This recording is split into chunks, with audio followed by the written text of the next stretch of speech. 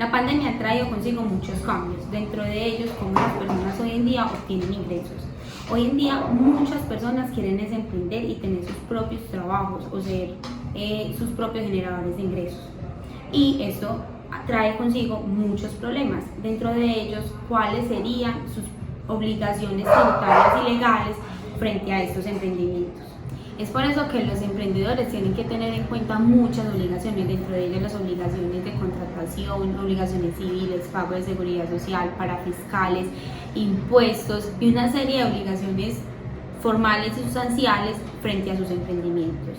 Es por todo lo anterior que el Consultorio Jurídico 2 en Programa de Derecho Tributario quiere traer algunas nociones sobre obligaciones formales y sustanciales en materia tributaria para que tengan en cuenta nuestros emprendedores.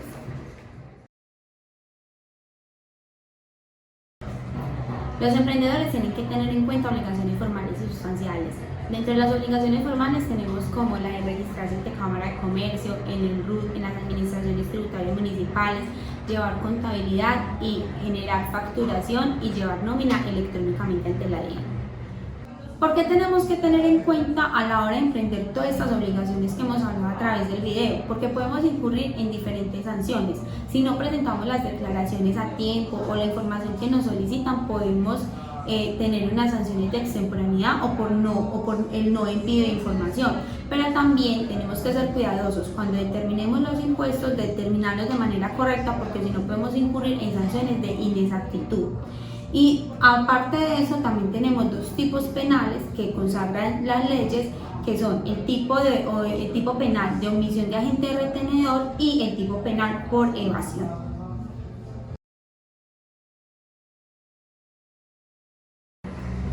Ahora entrando en el tema que nos compete en este video, que es el tema de los impuestos, vamos a abordar 4 impuestos súper fundamentales a la hora de emprender y que hay que tener en cuenta, que son el impuesto de renta, el impuesto de IVA, el impuesto del hipoconsumo y el impuesto de industria y comercio.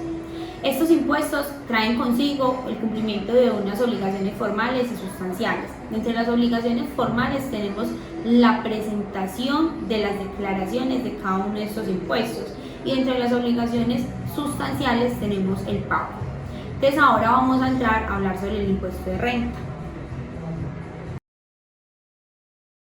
Este impuesto es de carácter nacional y grava las utilidades obtenidas dentro de un periodo gravable que va desde el 1 de enero hasta el 31 de diciembre y que éstas sean susceptibles a generar un incremento en el patrimonio.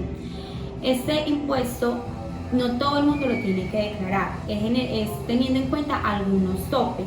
Además, no todo aquel que declara tiene la obligación de pagar. Esto depende de sus ingresos netamente. Además, este impuesto se declara ante la DIAN, que es la Administración de Impuestos Nacional. Además, hay que tener en cuenta los periodos, o más bien el calendario tributario que saca esta administración, para tener en cuenta esas declaraciones en unas fechas específicas y no incurrir en unas sanciones de extemporaneidad que están contenidas dentro del Estatuto Tributario.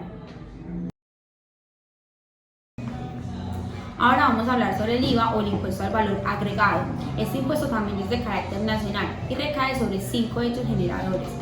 El primero es la venta de bienes corporales, muebles o inmuebles. El segundo es la venta o cesión de derechos sobre activos intangibles que tienen que ver con la propiedad industrial. El tercero es la prestación de servicios en el territorio nacional o desde el exterior. La cuarta es la importación de bienes al territorio aduanero nacional y la quinta es la circulación, venta u operación de juegos de suerte y azar. No todas las personas son responsables de este impuesto. Hay que cumplir con unos topes y unos requisitos que nos da el Estatuto Tributario Nacional. Una vez se es responsable de este impuesto, hay que cumplir con unas obligaciones ante la administración. Dentro de ellas es facturar discriminando el valor del IVA, recaudar este valor, declarar de manera bimestral o cuatrimestral ante la administración y trasladar esos recursos ante esta también. Además, hay que tener en cuenta las tarifas del impuesto. Este impuesto tiene una tarifa general del 19% y hay otras que es del 10 o del 5% que todavía subsisten en algunos casos. Otro impuesto del que dijimos que íbamos a hablar es el impuesto nacional al consumo. Este impuesto recae principalmente sobre la venta de bienes o la prestación de servicios dentro del territorio nacional y tiene una tarifa general del 16%, teniendo en cuenta que también hay unas tarifas diferenciales. Principalmente este impuesto nacional al consumo se da cuando hay una prestación de servicio o a la mesa en bares y restaurantes, o también tenemos como otra generalidad, otra especie que es el impuesto nacional al consumo por el consumo de bolsas plásticas. Ahora vamos a hablar sobre el impuesto de industria y comercio. Este impuesto es de carácter municipal y es de mucha incidencia frente a los emprendimientos. ¿Por qué? Porque este impuesto recae sobre las actividades económicas de industriales, comerciales o de servicios. Y dentro de ellas hay unas diferentes casuísticas o hay que tener en cuenta unas reglas de territorialidad, porque una persona o una sola persona que genere alguna de estas actividades puede declarar o debe declarar en diferentes municipios. ¿Esto por qué? Porque podemos generar o podemos realizar actividades económicas en diferentes jurisdicciones y hay que cumplir estas obligaciones en esas diferentes jurisdicciones. Dentro de las obligaciones formales que tenemos está la de la inscripción ante industria y comercio de cada municipio.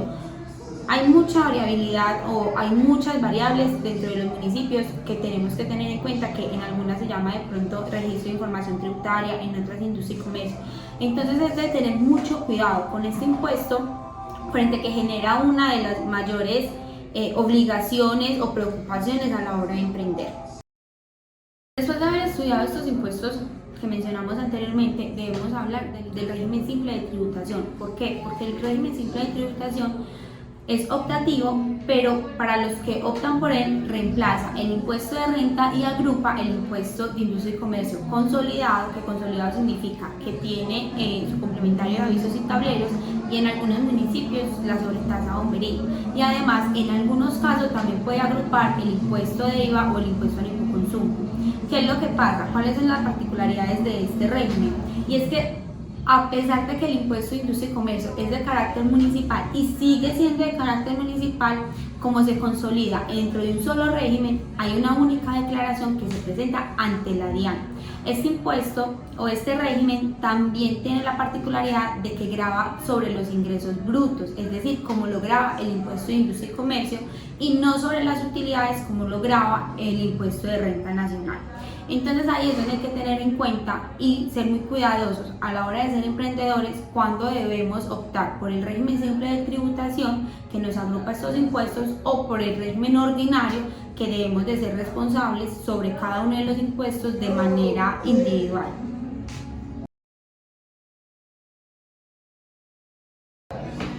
Podemos concluir que a la hora de emprender hay muchas obligaciones, pero que no podemos descuidar las obligaciones de carácter tributario. ¿Por qué? Porque esto nos pueden acarrear sanciones como las que ya vimos. Por otro lado, podemos decir que esta experiencia dentro del consultorio jurídico enfocado en el derecho tributario nos da las herramientas suficientes para poder atender los usuarios del consultorio que tengan problemas con impuestos a nivel nacional o a nivel territorial. Muchas gracias por su atención y esperamos sea de ayuda el contenido de hoy.